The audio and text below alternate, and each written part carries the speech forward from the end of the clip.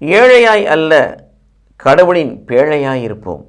இயேசு கிறிஸ்துவுக்குள் பிரியமான என் சகோதர சகோதரிகளே, இந்த நிமிட நட்சத்திரக்கு இயேசுவின் நாமத்தில் நான் உங்களை அன்போடு அழைக்கிறேன். ஏழையாய் அல்ல, கடவுளின் பேழையாய் இருப்போம். கடவுளுடைய உடன்படிக்கை பெட்டியாய் மாறுவோம்.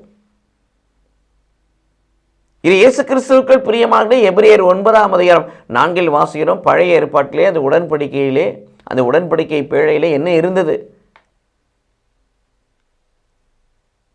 மன்னா என்ற உணவு, கற்பலகைகள் நிறைந்த அந்த என்னுடைய வார்த்தை, என்னுடைய வார்த்தையை தாங்கிய அந்த கற்பலகைகள், எல்லாவற்றும் மேலாக ஆரோனிய தளிர்த்தக்கோல்.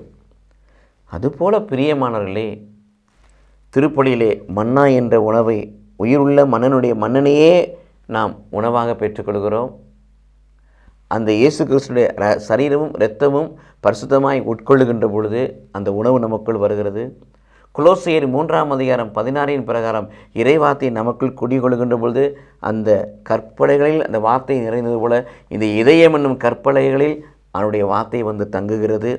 எல்லாவற்றும் மேலாக தளிர்த்த கோல் அங்கு அபிஷேகத்தை குறிப்பது போல நாமும் புது குருத்துவத்தை செய்யும்படியான ஒரு அபிஷேக ஊழியத்தை செய்கின்ற அபிஷேகத்தை கடவுள் நமக்கு கொடுக்கிறார், ஆண்டு பணியை செய்கின்ற பொழுது.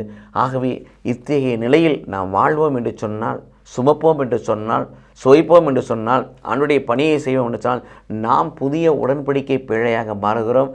அங்கே இருந்த அந்த அனுபவம் உயிருள்ள அனுபவமாக நமக்குள் இருக்கும். நாம்